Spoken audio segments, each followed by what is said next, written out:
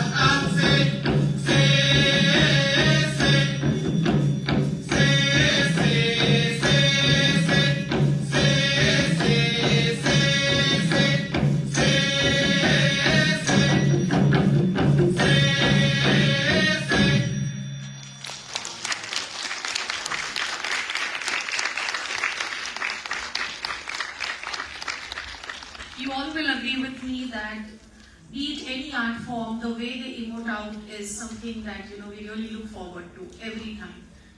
There is no language barrier over there, even if we at times don't follow the song or the track, but the expressions of our artist is something, that's something that I cannot express in words, but really touches everyone's hearts.